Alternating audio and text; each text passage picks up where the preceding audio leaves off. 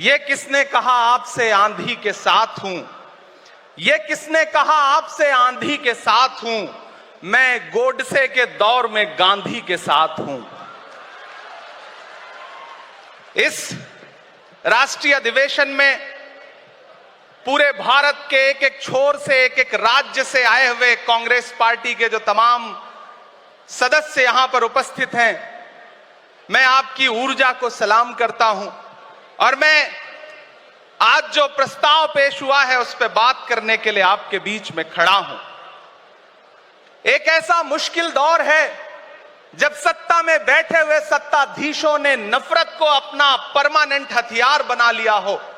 ऐसे समय में कांग्रेस पार्टी देश के हर कोने में जा करके मोहब्बत की बात कर रही है, प्यार की बात कर रही है और इस जो कार्यक्रम का नाम है वो न्याय पथ है।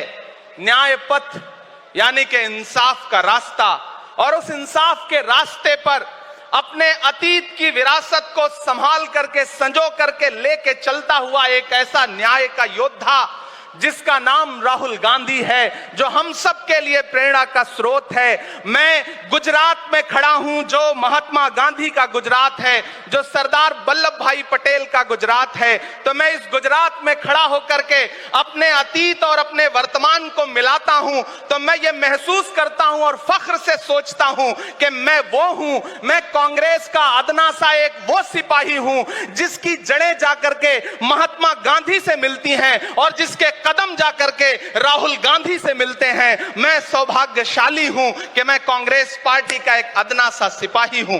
साथियों, मैं कोई लंबा चौड़ा भाषण करने के लिए नहीं खड़ा हूं, बस आपसे यह कहना चाहता हूं, ये जो न्याय का पथ है, हम सब इस न्याय के पथ पर चलने के लिए संकल्पित हैं। हमारा समर्पण इस न्याय के पथ के लिए है, हमारा संघर्ष इस न्याय के पथ के लिए है। मेरे भाई शशि थरूर जी बोल रहे थे, सचिन पायलट जी ने बोला, हमारी बहन गेनी बहन ने बोला, उसके बाद इमरान बोल रहा है।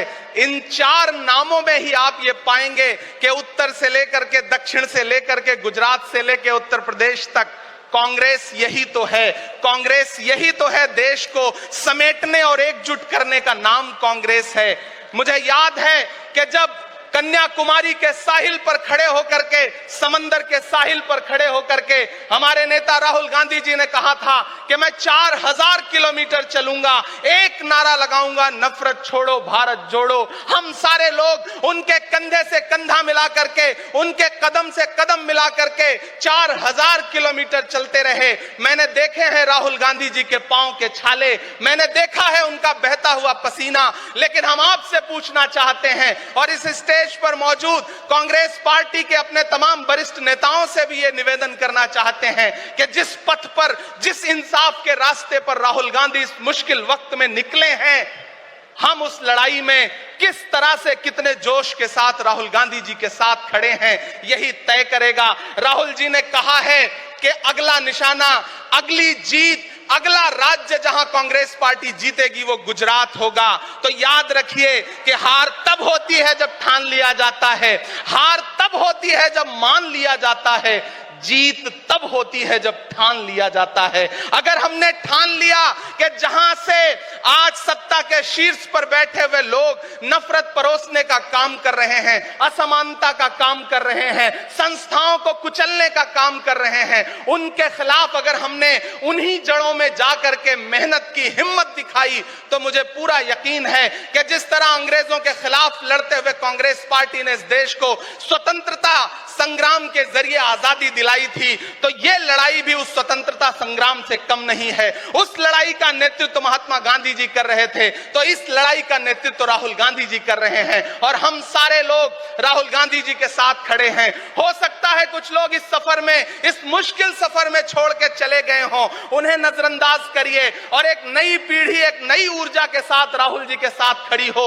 मैं तो कहना चाहता हूं कि कांटे गुल के साथ नहीं चल सकते हैं, बुज़दिल खुल के साथ नहीं चल सकते हैं, रास्ते में जो छोड़ गया उसे जाने दो, सब राहुल के साथ नहीं चल सकते हैं। आप सारे लोग, हम सारे लोग और इस देश के लाखों लाख करोड़ों करोड़ लोग राहुल गांधी जी के साथ खड़े हैं और यहां खड़ा होकर के इस देश के पिछड़ों को, आदिवासियों को, दलितों को, अल्पसंख्यकों को मैं सबको भरोसा दिलाते हुए इतना इतना कहना चाहता हूं कि मेरे भाई, कांग्रेस ही है जो आपकी असली लड़ाई लड़ रही है। मुझे वो दिन याद है कि ये सरकार जब एक बिल लेकर के आई तो रात के 3 बजे भी आदरणीय सोनिया गांधी जी राज्यसभा में मौजूद थी इस देश के लिए, इस संविधान के लिए लड़ाई लड़ने के लिए। और राहुल गांधी जी भी लोकसभा में मौजूद थे उससे एक दिन पहले।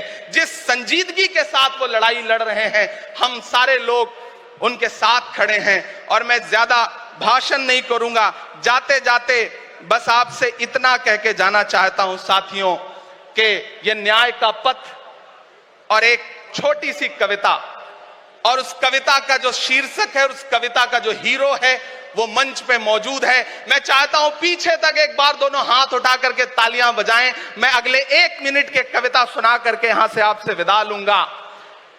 कन्याकुमारी से जो सफर शुरू हुआ था वो अहमदाबाद तक लगातार जारी है और आगे भी जारी रहेगा।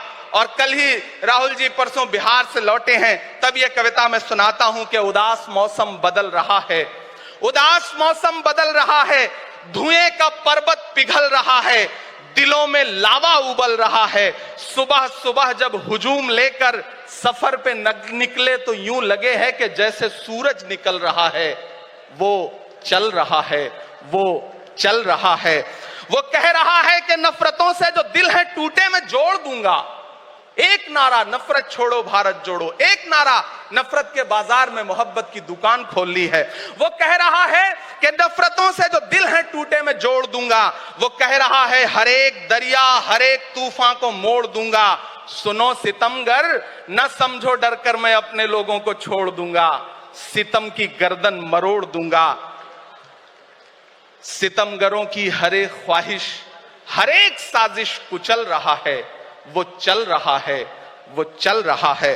अंतिम पंक्तियां पढ़ता हूं कि जमाने भर की तमाम माओं ने हाथ उठाकर दुआएं दी हैं, जमाने भर की तमाम माओं ने हाथ उठाकर दुआएं दी हैं, तमाम बच्चों ने इस तपस्वी का माथा चूमा बलाएं ली हैं।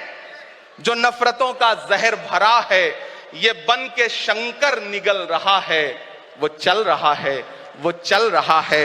मोहब्बतों की किताब लेकर लबों पे अपने गुलाब लेकर, मोहब्बतों की किताब लेकर लबों पे अपने गुलाब लेकर, सुनहरे रंगों का ख्वाब लेकर वो आया है इंकलाब लेकर। बलाएं रास्ता बदल रही हैं, फजाएं खुशबू में ढल रही हैं। ये नफरतों का निजाम बदले, हिकारतों का कलाम बदले। अगर ये रहबर नहीं बदलते तो अपना लहजा अवाम बदले। अंधेरे बेचैन दिख रहे हैं, कोई जो है इस अंधेरी शब में मशाल की तरह जल रहा है। वो चल रहा है, वो चल रहा है, वो चल रहा है। बहुत बहुत आप सबको धन्यवाद दूंगा। साथियों, आपने जिस जिंदा दिली से सुना उसके लिए आपका बहुत आभार। न हम सफर न किसी हमनशी से निकलेगा, हमारे पांव का कांटा हम ही से निकलेगा। वतन की रेत मुझे एड़ियां रगड़ने दे, मुझे यकीन है पानी यहीं से निकलेगा। बहुत बहुत शुक्रिया।